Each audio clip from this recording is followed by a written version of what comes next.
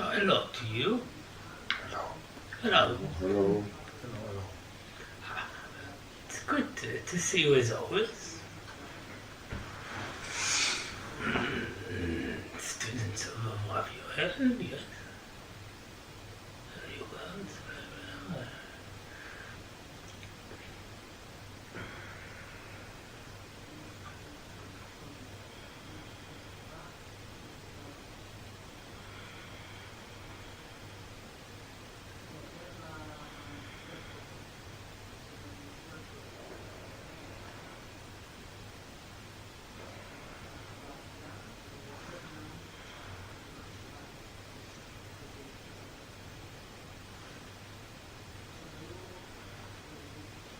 What is the meaning of life? Buddy, what is the meaning of life?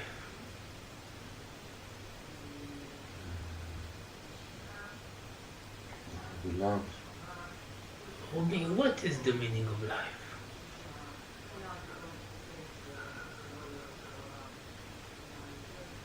Love and compassion. The meaning of life is loving kindness, is love, is compassion. Sounds very very well, isn't it? Love is inevitable because there is only love. So what is the meaning of life? It's love, because it is inevitable.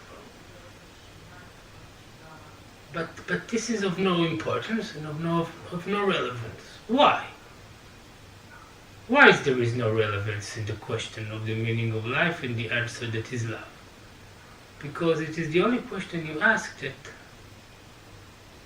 Well, you already possess the answer. See, for the rest of your questions, you don't really have an answer. You have answers, but they change, they modified. But there is only one question that must be always answered the same. What is the meaning of life? It is loving kindness, it is love. It's together. This does not change because it is the foundation of everything.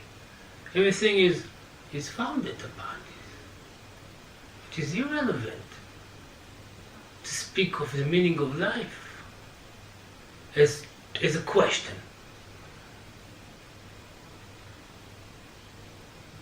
Because it is not a question. Neither it requires an answer. It is answerless. Not because there is no answer, because the answer and the question are one. It's questionless and it's answerless. And it is always the same, because it is nothing. It unifies through what? Through being nothing, through being unconnected to anything else. See, what allows what you call existence to be must come from no existence. See, nothing can come out of what already exists. Because that's a paradox. If something exists, it cannot not exist. And if it does not exist, it cannot come to be. So existence and no existence are at once. So we will explain further to make it very obvious. Because it's very simple. The truth is very simple. While you meditate, you will find no traces of existence. Because there is none. But when you will step out of your meditation, existence will always be there. So how can something be and not be at the same time? It's impossible. So the answer is very simple. When you meditate in no mind, you already left existence and entered into the no mind. It's not a process. You do not travel to the no mind. You are in the no mind or you are in the mind. You are in existence or you are not in the existence. What you call existence. Not that it is existence for real, but it is what you call existence. So how can something that exists bring life to something that does not exist? The answer is it does not. It does not.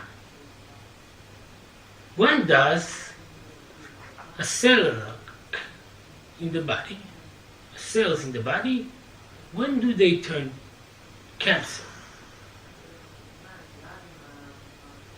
They don't. Healthy cells does not become cancer cells, but still you find cancer cells among healthy cells. So you ask, what comes before what? Well, you say first comes healthy, then comes cancer, but maybe you can overcome this, or maybe not. But where is the cancer while there is no cancer? Now, how does something healthy bring life to something unhealthy? It does not, because there is no connection between these two forms in the mind of you. You see, existence and non-existence means only this: forms and no forms. When the forms are there, you are incapable of acknowledging no form. So you have two choices. You can choose existence or no existence. Now the paradox is that if you choose existence, it will always be partial. You will never truly have existence, because existence is only partial in your mind. It's based upon what you encounter, or what you have stumbled upon, inside and outside of you, in the mind, I mean. All is in the mind. But still you call this outside, inside. But this has no relevancy to the question. See, because the question of the meaning of life is not a question. It's an answer.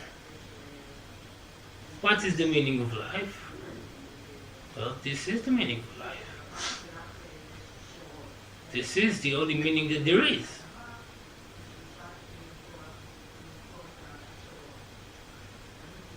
There can be no other meaning, because any other thing will suggest that I am not the creator. If I answer that the meaning of life is something that I propose as the meaning of life, that I'm not the creator anymore, because it is just a proposition. I have no true involvement in it. But as the creator, I understand only two ways of being: existence and no existence. When something exists, I created it to exist. When something does not exist, I did not create him to exist. So cells do not become cancerous cells. You create them. There is no accident that takes life. You create the accident that takes life. Because love cannot stop being, as you explained in the beginning of the day. You said love is the meaning of life. So love cannot stop being. Because if you are in life or no, it does not matter. It is the meaning of life, and all existence is based upon this, is founded upon this. It is the ground to all that you see. It is not only the ground, it is the air, it is the atmosphere, it is the space, it is the infinite. And still, how can you be without love? No creator. Existence. When you involve yourself in existence, you are not, and you are no longer stand as the creator. Because existence has a point of reference to your mind. You have many points of reference to existence. It is all very simple. Existence and no existence is constantly occurring. How can it be? Because you are the creators. So you will only find what you wish it to be. Because of existence and no existence. Because of the truth that love cannot be erased. Because love is everything. And the word love does not say anything about it. The togetherness of souls is beyond the word of love. It's beyond the reach of your mind. A moment of sensation of the togetherness in your heart, and you will pass away from this life. Immediately. Because you will no longer wish to be here. No, you are not being deprived of the togetherness. You are depriving yourself. because togetherness has to be on only one thing that is not a thing. That there is no death. That there is only eternity. That there is only togetherness of souls. That there is only what we make it so. It is irrelevant to move beyond existence and no existence.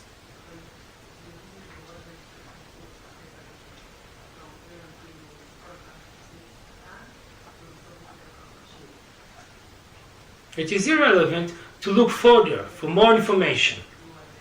When you encounter a situation, remember only this. Does it exist? Does it not? How does it exist? I am involved in it. It is exist. Or it does not exist. I am not involved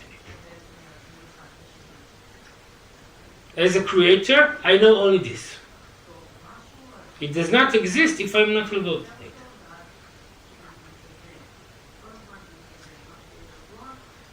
Not because I'm an egomaniac. Because it's impossible. So let's take this example for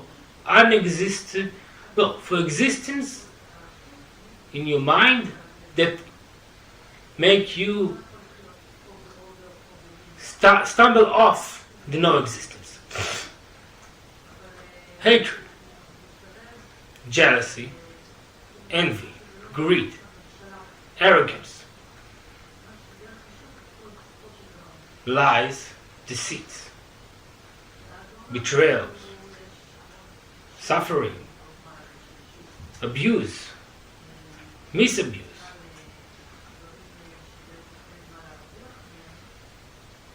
hurting, get hurt.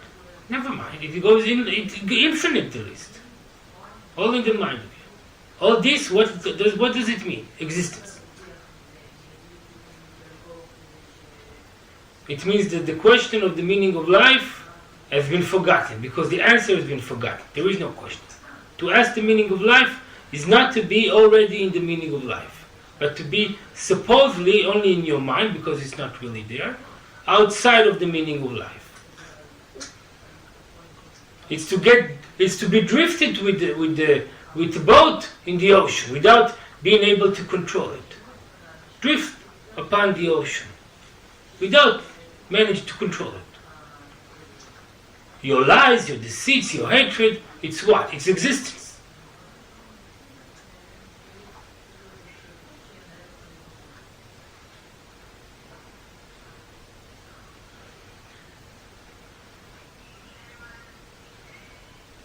And because existence is not real,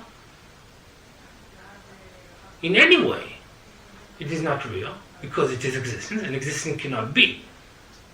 We are not nihilists. It's important to understand. You know what is a nihilist?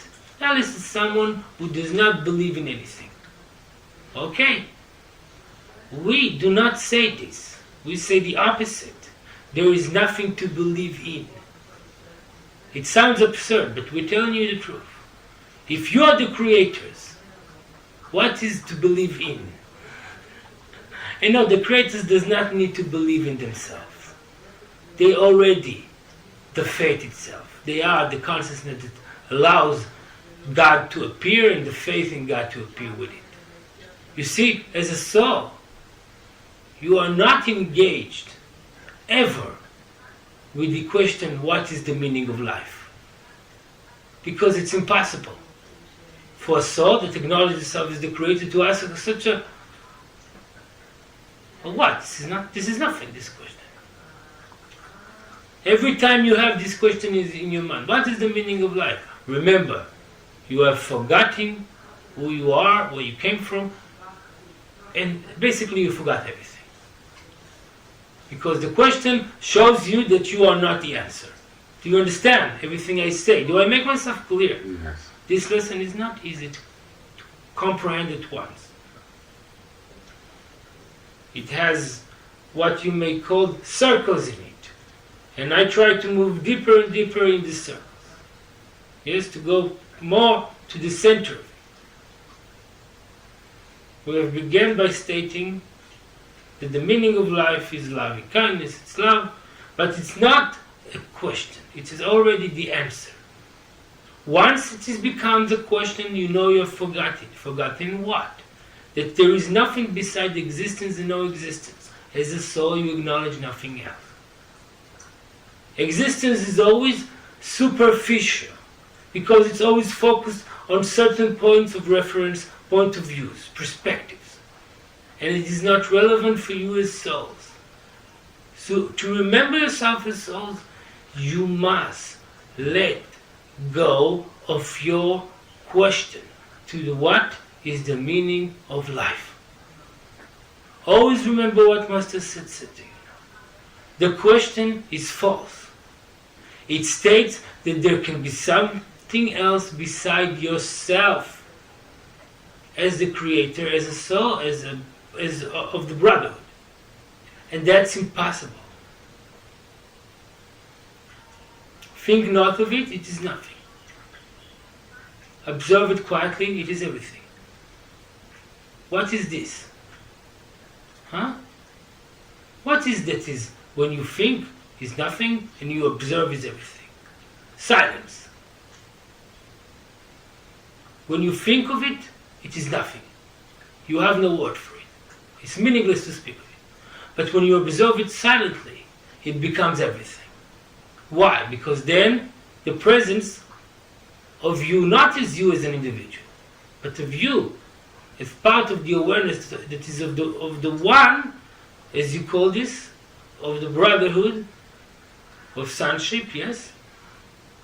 This Course in Miracles states so beautifully. But everything we have spoken about here is inevitable. So why Master said, bother with us now? What's the purpose of these sayings you have in your mouth? Well, the purpose is to let go of them, of course. Let go of Master Seth. To join the brotherhood is not to speak of Master Seth or of Rav Yoel, but is to speak of the brotherhood. And what is the brotherhood? Is everyone. Every soul, without exception. Good, evil, high, low, high, short, I don't know. Black, white, all the differences you have in your mind. Nothing. Nothing of it counts. Your ideology, your actions, your deeds, your philosophies, your theologies, your ideologies mean nothing to us. We will not take them. We don't take them. We will not take them as consideration because they are absurd. They suggest that you can exist and you can't exist. Remember this, you cannot exist. It's impossible. What exists? The brotherhood of sonship. Let go of your individuality, as the Buddha said. Because your individuality, yourself, is a deceit, is self-deceit. The true self is the self of the togetherness. Not of a certain individual with certain perspectives. Not of existence. Again, the no existence tells you that it's not existed at all, but still, your understanding of existence is material. So no existence must mean to you immaterial. Alright? The immaterial is much more profound than the material. Because the material is just in the mind. The immaterial is infinite. Again, to try to speak of the ocean to someone that has never seen the ocean, what does it mean? Nothing. He may paint it in his mind however he wishes, but until he gets there and see it with his own eyes, he does not understand. How great is the ocean? It does not matter how much I speak about how beautiful the color red is to a blind man. It is irrelevant. Or to speak of a fruit that you have never tasted. Describe it no matter how much I describe it. Try to describe you the no existence. It is without forms. It is just a togetherness of brotherhood, of sonship. It is one, and not two, not ever two. He's trying to tell someone about the ocean, to describe the ocean. is to describe love to someone, to describe a taste of fruit. You have no experience. When do you have, not an experience because you do not experience anything, when do you have the togetherness? Very simple, when you are quiet. When you enter into the silence. Then the presence of the togetherness is inevitable. You can have no other sensation. And if you do, again, you are falling to existence. What sensation should you have? There are no sensations to have in the togetherness.